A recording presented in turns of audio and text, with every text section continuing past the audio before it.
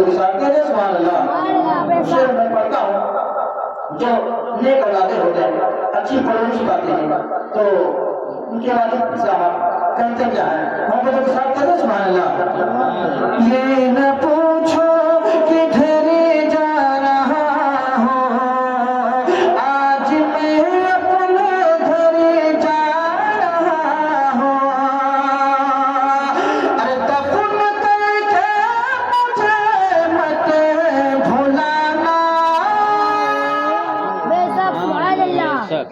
दफन करके मुझे मत भुलाना, कब्र पर तुम मेरी आना जाना, दफन करके मुझे मत भुलाना,